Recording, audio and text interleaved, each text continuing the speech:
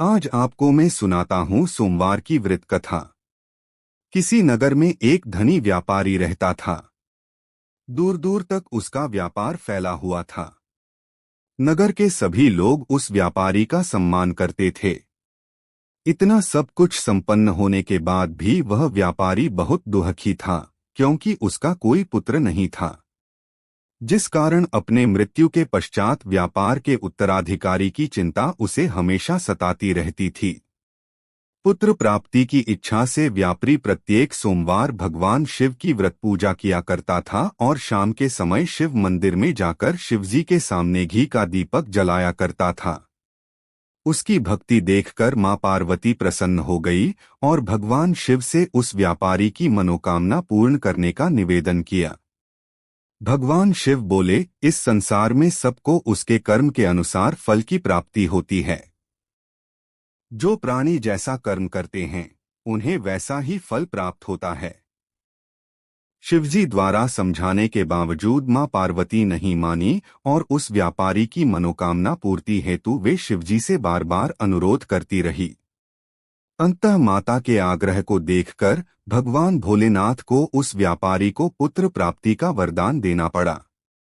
वरदान देने के पश्चात भोलेनाथ मां पार्वती से बोले, आपके आग्रह पर मैंने पुत्र प्राप्ति का वरदान तो दे दिया, परंतु इसका यह पुत्र 16 वर्ष से अधिक समय तक जीवित नहीं रहेगा। उसी रात भगवान शिव उस व्यापारी के स्वप्न में आए और उसे पुत्र प्राप्ति का वरदान दिया और उसके पुत्र के 16 वर्ष तक जीवित रहने की भी बात बताई। भगवान के वरदान से व्यापारी को खुशी तो हुई, लेकिन पुत्र की अल्पायु की चिंता ने उस खुशी को नष्ट कर दिया। व्यापारी पहले की तरह सोमवार के दिन भगवान शिव का विधिवत व्रत करता रहा। कुछ महीनों के बाद उसके घर एक अति सुंदर बालक ने जन्म लिया और घर में खुशियां ही खुशियां भर गई। बहुत धूमधाम से पुत्र जन्म का समारोह मनाया गया, परंतु व्यापारी को पुत्र जन्म की अधिक खुशी नहीं हुई, क्योंकि उसे पुत्र की अल्पायु के रहस्य का पता था। जब पुत्र 12 वर्ष का हुआ तो व्यापारी ने उसे उसके मामा के साथ पढ़ने के लिए वाराणसी भेज दिया। लड़का अपने मामा के साथ शिक्षा प्राप्ति हेतु चल दिया। रास्ते में जहां भी मामा भांजे विश्राम हेतु रुकते, वहीं यज्ञ करते और ब्राह्मणों को भोजन कराते। लंबी यात्रा के बाद मामा भांजे एक नगर में पहुंचे। उस दिन नगर के राजा की कन्या का विवाह था, जिस कारण पूरे नगर को सजाया गया था। निश्चित समय पर बारात आ गई, लेकिन वर का पिता अपने बेटे के एक आंख से काने होने के कारण बहुत चिंतित था। उसे भय था कि इस बात का पता चलने पर कहीं राजा विवाह से इनकार न कर दे, इससे उसकी बदनामी भी होगी। जब वर के पिता ने व्यापारी के पुत्र को देखा तो उसके मस्तिष्क में एक विचार आया। उसने सोचा, क्यों न इस लड़के को दूल्हा बनाकर राजकुमारी से विवाह करा दूं। विवाह के बाद इसको धन देकर विदा कर दूंगा और राजकुमारी को अपने नगर ले जाऊंगा। वर के पिता ने लड़के के मामा से इस संबंध में बात की।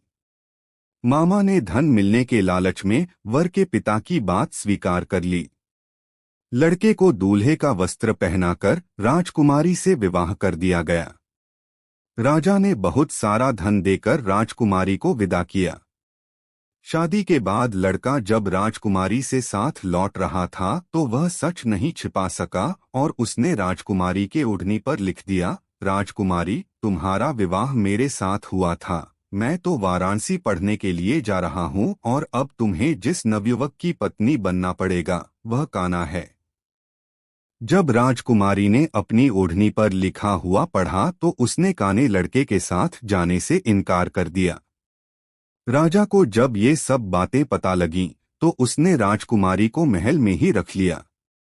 उधर लड़का अपने मामा के साथ वाराणसी पहुंच गया और गुरुकुल में पढ़ना शुरू कर दिया। जब उसकी आयु 16 वर्ष की हुई तो उसने यज्ञ किया। यज्ञ के समाप्ति पर ब्राह्मणों को भोजन कराया और खूब अन्न वस्त्र दान किए।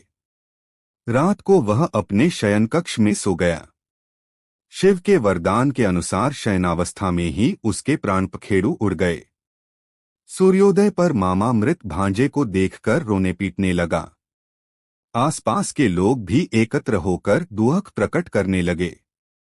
लड़के के मामा के रोने विलाप करने के स्वर समीप से गुजरते हुए भगवान शिव और माता पार्वती जी ने भी सुने। माता पार्वती ने भगवान से कहा, प्राणनाथ, मुझे इसके रोने के स्वर सहन नहीं हो रहे। आप इस व्यक्ति के कष्ट को अवश्य दूर करें। भगवान शिव ने माता पार्वती के साथ अदृश्य रूप में समीप जाकर देखा तो भोलेनाथ माता पार्वती से बोले, यह तो उसी व्यापारी का पुत्र है जिसे मैंने 16 वर्ष की आयु का वरदान दिया था। इसकी आयु पूरी हो गई है। मां पार्वती ने फिर भगवान शिव से निवेदन कर उस बालक को जीवन देने का आग्रह किया। माता पार्वती के आग्रह पर भगवान शिव ने उस लड़के को जीवित होने का वरदान दिया और कुछ ही पल में वह जीवित होकर उठ बैठा। शिक्षा समाप्त करके लड़का मामा के साथ अपने नगर की ओर चल दिया।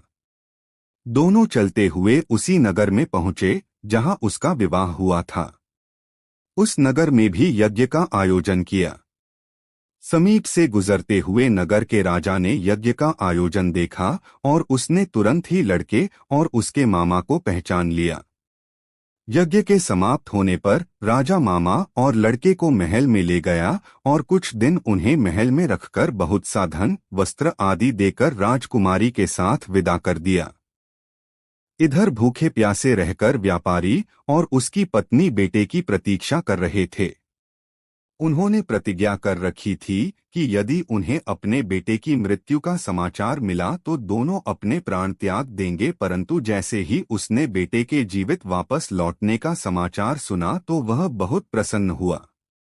वह अपनी पत्नी और मित्रों के साथ नगर के द्वार पर पहुंचा। अपने बेटे के विवाह का समाचार सुनकर पुत्रवधू राजकुमारी को देखकर उसकी खुशी का ठिकाना न रहा। उसी रात भगवान शिव ने व्यापारी के स्वप्न में आकर कहा, हे श्रेष्ठी, मैंने तेरे सोमवार के व्रत करने और व्रत कथा सुनने से प्रसन्न होकर तेरे पुत्र को लंबी आयु प्रदान की है। पुत्र की लंबी आयु जानकर व्यापारी बहुत प्रसन्न हुआ। शिव भक्त होने तथा सोमवार का व्रत करने से व्यापारी की सभी मनोकामनाएं पूर्ण हुई। इसी प्रकार जो भक्त सोमवार का विधिवत व्रत करते हैं और व्रत कथा सुनते हैं, उनकी सभी इच्छाएं पूरी होती हैं। बोलो हर हर महादेव।